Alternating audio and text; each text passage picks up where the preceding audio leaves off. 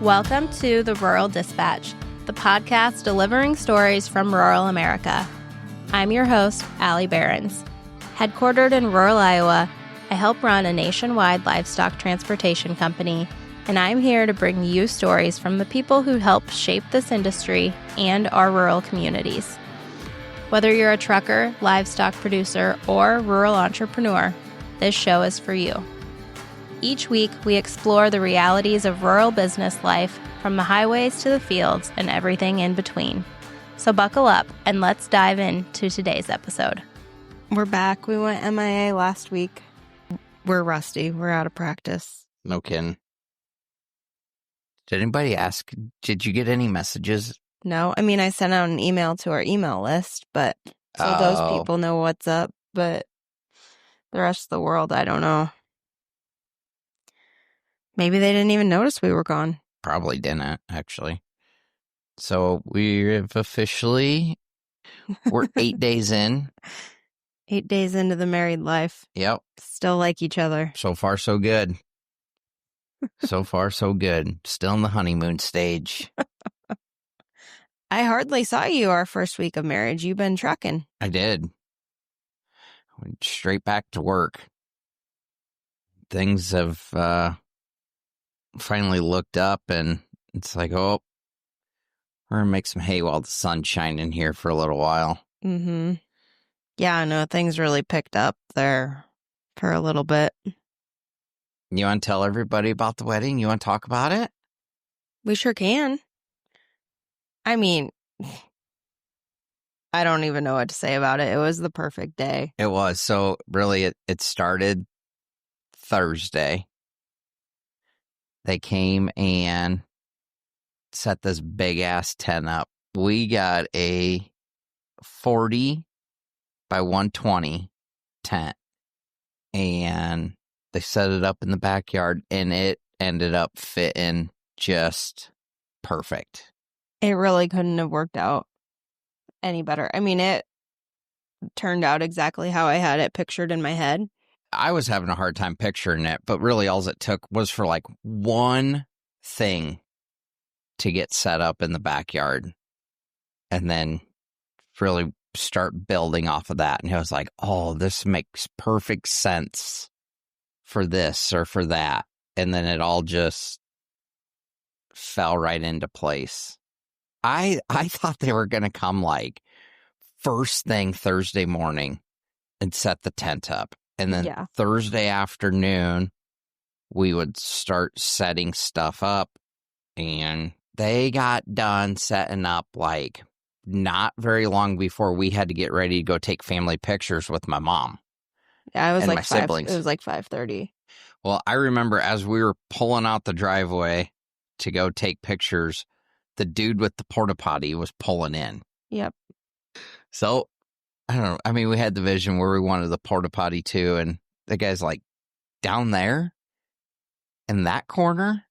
Yeah, well, we're not going to make people hike up a hill. Yeah. I was like, yes. He made it work. He did. And it worked out perfect. It was perfect. He was great. Actually, I want to tell people about this porta potty. This was like the Taj Mahal of porta potties.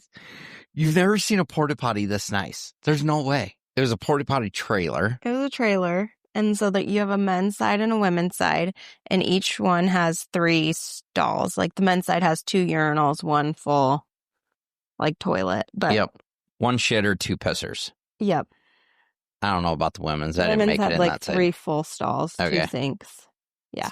I mean, air conditioning because it was a trailer. Yep. Lights, music. I mean. Flushing toilets. This sumbitch was nice. That is one thing. And people were really nervous about our bathroom situation. I don't know what they thought I was going to have them do, like go out in the weeds or what, but I feel like people appreciated that. So we got nothing done Thursday. Friday morning, I got up, and as soon as it got daylight, I came over with the cab over. Yep. I think I had the cab over here just right after 7, and then had to go get the flatbed. Mm-hmm. And we got the flatbed over here for the band. And then 9 o'clock, the real MVP showed up, Travis Bowman. I kid you not, none of this would have probably... Okay, well, here's where things went sideways. It was Thursday night. It was Thursday night. We were getting ready for bed, and you said, all right, let's actually just make a list of everything, who needs to do what tomorrow. Okay, sounds good. So I grab pen and paper, and the very first thing you say is, you're in charge of hanging lights. And I go, I'm in charge of hanging lights? And you go, well, yeah, don't you have people lined up for that? I really thought you had this, like, I thought you knew that I am not capable of hanging lights. Well, I thought you clearly had a plan. You're the one that bought all of them. I had a vision. That you didn't pass on, clearly. I thought you were going to bring it to life. Oh, we did. You did, see? So it's like 9 o'clock Thursday night, and I called Travis Bowman, and I said, hey, buddy, what are you doing tomorrow? He goes, at this point, probably whatever you need by the sounds of it. And I go, well, I need you at my house with your scissor lift at 9 a.m. And that's exactly what happened. And there he was. So I rounded up the shop guys. I walked in the shop Friday morning and I said, I don't know what you guys had going on today, but we're not doing it. You're coming to my house and we are doing wedding things. And it did. Andy was awesome. You know what? It had me stressed the fuck out because we're hanging these lights. It's hard to explain. You almost had to be there. And I'm looking, I'm like, how are we not getting this? Like, how is this not coming together? And then it did. It did. It all Long ended story up. short, it looks really expensive to rent lights and have people hang them for you, but I think it's probably worth it. Not now. Not that we got her down. Hey, okay. I mean, I'm not, hey, don't take this wrong way. I'm not coming to anybody's house and helping them hang their lights in their tent. But we made it work. I'm just saying, if things were going to go off the rails, it probably would have been because of the lights. Yeah. And then, last minute, we decided to rent a couple light towers. That was a really good idea. I'm glad. Yeah, that was a good call. I mean, it was daylight. We probably didn't actually need any of the string lights with those light towers. Oh, but it made it way more pretty. Yeah, it did. That's what it's all about. Honestly, the day went off without a hitch. I mean, it went great. What would you do different? Anything? Somehow, I would try and figure out how to make sure to talk to everyone. That's hard. It's hard to do. What do you think the best part was? The food? I don't know. I didn't get to eat the food. Well, we had some ribs. I think I ate half of a rib. We should have ate first, which is probably why people do that at weddings. But we were too busy running around talking to people. We didn't make it a priority. And then by the time we went to eat, well, you sprung a surprise video on me. Oh. So I'm sitting there trying to stuff my face, but I'm also like belly laughing and sobbing at the same time. So I didn't actually ever finish my plate. I did. So, yeah, right. Yeah, the video. That was like, I don't even know, probably 3 months in the making, I would say. No, 2 months. 2 to 3 to get that all. Yeah, you worked with Joe Brink's 7130. He does drone aerial footage. You worked with him, and you guys put together like a 15-minute video. Yep. It was super cool. But looking back now, I'm thinking about like all of this aerial footage he has. Some of it, like I'm right there. Like I did not notice drones just flying around. I should probably be more aware of my surroundings. I didn't know Joe Brinks. And we were at a rodeo this summer. Well, he seen my brother-in-law was wearing a Barons shirt. So he walks up to Mark and he says, hey, are you a Barons? And Mark goes, I'm not. But this guy over here is. This is Smoke. So I met him that night and he says, hey, I do drone footage. He goes, I'd like to come out and, video your truck sometime. Okay, so he gives me his business card. And I don't know, one day I just called him and I said, hey, man, I'm getting married and I got this vision of a video. And he goes, I have never done anything like this before. But he didn't hesitate. He said, but let's do it. And the next day, he called and I don't know. I mean, we went and drove around in the pickup for hours and just talked. And I kind of told him my vision. And like I said, I mean, it was months of planning, but he brought it to life. I don't know how much time he had in it. A whole bunch. Oh, I can't even imagine. So, like you said, the drone footage, you were in some of it. Mm-hmm. The day they were setting the tent up, I seen him parked across the section. Like he was a mile over, parked in a field entrance, and then he was, flying a drone over our house while they were setting the tent up. I don't like. Oh, I was watching it back. I was like, oh, that's me mowing the yard. I don't remember. I mean, I was running back and forth to the farm somewhere and I seen him and he just waved and I waved. It was like, I mean, he was a mile away. So Joe's a good guy. The video was a big hit. It was awesome. I was completely surprised. And people, I don't think, realized that I didn't know about it. I mean, obviously, you had like some of our close friends and family record videos for it. So they obviously knew that it was a surprise, but the large majority of people, I don't think, realized that it was a surprise. Yeah. Yep. The food was a hit. We served prime New York strips. We went through 170 pounds of prime New York strip and we ran out. 96 racks of ribs. But we have a lot of leftover ribs. We way overshot that. We should have went more. Well, here's what we went back and forth with. When you have two meat options, it's really hard to determine like how much of each to have without having too much of one or the other. So I don't know. I feel like he did a pretty good job of estimating. He did. They did wonderful. Yeah, it was great. Ben's Q and Catering. Carroll, Iowa. Carroll. The other big hit you guys have probably all seen is the bar. The bar. The bar was a huge hit. I don't even know how to explain it. I mean, it's the whole nose of a trailer. I mean, it's the whole front side with the lighted sign. And then I don't even know how many panels back it is, but it is like the whole nose of a trailer. Well, Par Repair fabricated the whole thing. Yep. Of Fruitland, Idaho. And Paul hauled it out here. It's so cool. I can't even explain it. It's awesome. So I think Par is ready to tackle doing custom bars, though, if anybody is interested in getting one. I mean, they did not leave out a single detail. You know what shocked me was how well the mechanical bull went over. Oh, yep. I did not get on. Well, we got on it together, like right after the wedding. But other than that, I did not get on that mechanical bull. I did. It was fun. There was a lot of people that did, though. A lot of people that did. Yeah, the mechanical bull was a big hit, for sure.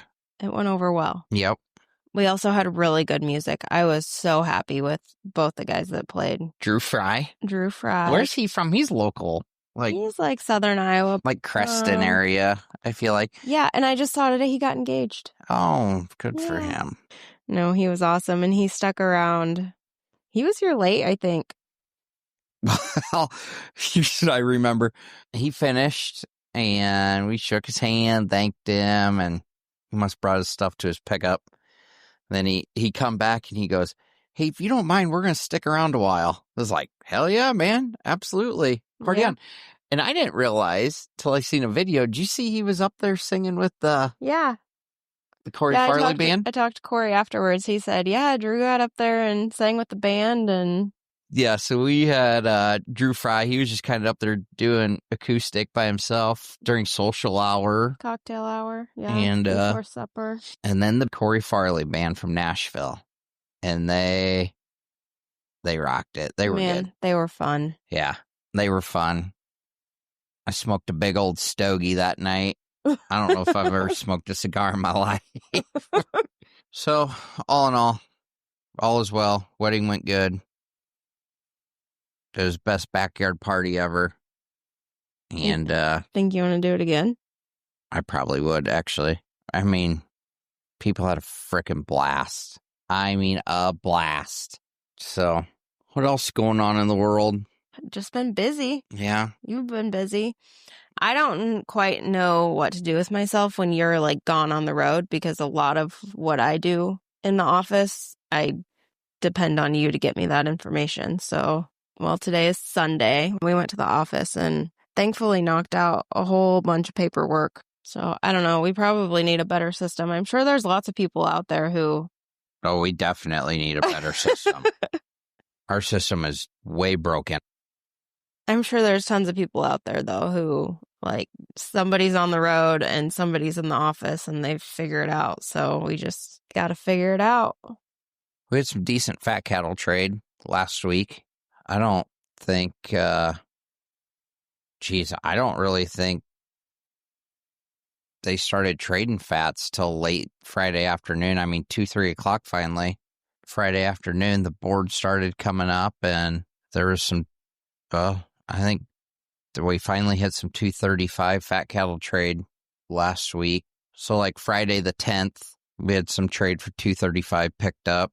And I think the week before was only 230, so we were up $5 this last week. I don't know, the board, who knows? I don't think people have a clue why it's doing what it's doing anymore, so whatever. It is what it is. That's why I don't look. Out of sight, out of mind. So it just makes me crappy. I will say there was almost... Well, no, there was. There was a negative basis this week on the trade, and I was shocked to see that, so I pulled up the basis chart. It was, I mean, historically, it's a negative. Yep. So Producers Livestock puts out a 5-year average basis chart, which is really handy to have, just to have an idea. It helps tremendously. Me, anyway. Somebody that don't know what they're doing. Right. Oh, the cows are super tough to buy. I think all week, we buy a lot of ours local. The feeding cows are bought locally. And for the whole week, I think we got 22. So, it takes a long time to fill a pen when you're buying 22 for the week. Yeah. So we're not having much fun there. Tonight, you saw a calf out in the lot and decided to walk out there, just check it out. And you should have seen, I don't know if you saw it coming or not, but this cow was like across the pen and she came running. Yeah, I seen her. We all were a little nervous. Like, we didn't know if you saw her coming or not. Yeah, no, I seen her. We were all not nervous. I was not nervous. I don't get nervous in a pen. I don't think most people have never been stuck inside a trailer with nowhere to go with one of those things. At least in a pen with a fence. Yeah. You have somewhere to go. So. Fair enough. But from the road, she looked like she was going to take you out. Got some hamburger this week. Yeah, we went and picked up, we butchered a cow, like a cow, and ground it all into hamburger. You got to make the best of it. I understand that, but man, that is not efficient to get meat from the locker. But, I mean, while we're on the subject, I think hopefully after harvest, you have some people lined up that sell. Yep, direct to consumer beef. So hopefully, I would love to see their perspective on things and how that come on and give us a them. little insight on this. And last night we were at like a baby shower. A baby shower, I guess. This is foreign to men. They don't usually get to go to the baby showers, so nor do we want to. So, but we had a lady come up and she wants to come on and talk about suicide awareness, which is pretty near and dear to our heart. So I feel like we got some people lined up. You got some people lined up to come on after harvest and hopefully talk about a few things. I know everybody wants to hear the old people, but it's not always the easiest to get them to come on and talk either. Yeah. I mean, we're a little over 6 months in to the podcast. We've done things the same way for 6 months. Like, I feel like maybe we're ready to try some new things and see what works and what doesn't. I'm sure people will tell us. I still hear a lot that people want them weekly, if not more often. Weekly is trust me, absolute max. You're not getting it more than once a week. And Smoke says you're not getting it on video either. No. No, absolutely that taps not. out my ability also. I think I don't think I can do that. Now you might get some video clips. We might be able to manage that, but we're not going to be YouTube people. Oh, I don't know though. Maybe we just need to call Joe. You did pretty good for him. I'm not comfortable with it. I'm not doing it. I'm not doing it. Hey, one of my favorite podcasts to listen to is Barn Talk. Mm-hmm. And like their intro, we need an intro. That's what we need. Their intro is always, what happens in the barn stays in the barn. You know what? We probably do, since you have kind of come on as co-host now. What do you mean? I've always been a co-host. Well, I know, but at the very beginning when I did the intro and everything, you didn't want to be any part of it. So now I feel like we should probably redo the intro and just actually officially make you a part of it. Oh, okay. I mean, now that we're married and everything, what's mine is yours and all that. Yes. Just add that to the to-do list next. So we have had some people reach out. I think maybe next week we'll do some Q&As. We've had some people reach out about what's some different questions we got coming up. When is a good time to buy your own truck? Advantages, disadvantages of percentage versus mileage pay for a driver. We've had some cattle feeding questions. Yeah. I guess, which I'm probably not going to be your man. We might not be the experts on that. To answer.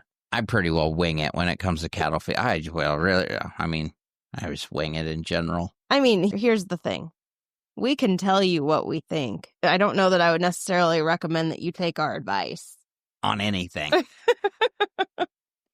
I mean, pretty much the whole premise of this podcast is shit not to do because we did it way wrong and we're just telling you about it. So I'll say we know a thing or two because we've done a thing or two the wrong way. What's the insurance commercial? We are farmers. We're like the farmers commercial. We know a thing or two because we've seen a thing or two. We are farmers. Bum, bum, bum, bum. Bum. Bum. Close enough. Okay, this reminds me of someone sent us a video the other night from the reception. Can I play it? No? That was pretty.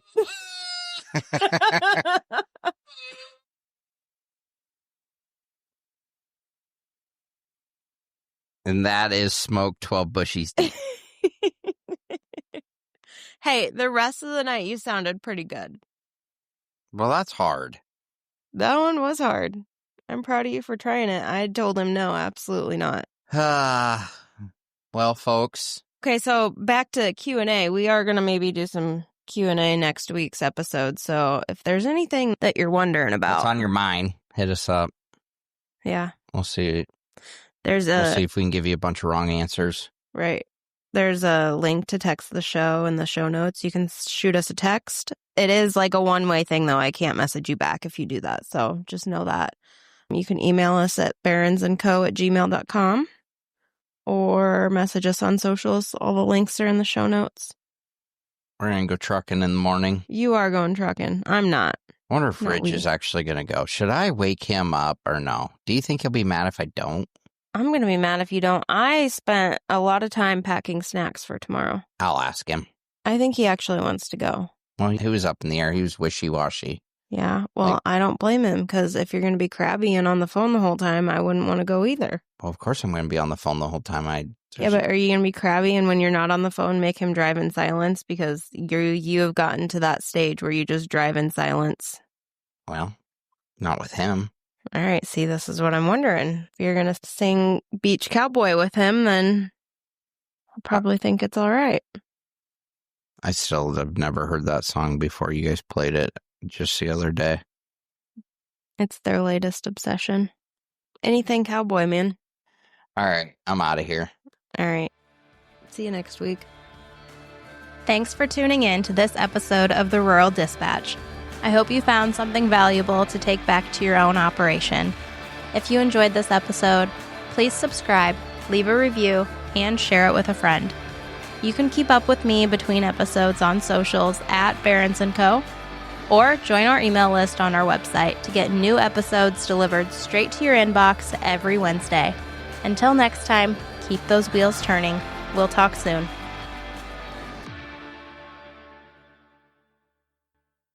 I want to share something we've recently started using, a new app called Beef Hub. It was built by cattle haulers for cattle haulers, and it's full of the info you actually want and need as a driver. They're constantly updating it with the most current details for the places that we go every day. If you're in this line of work, it's worth checking out. Use my referral code RURAL when you sign up and let us know what you think.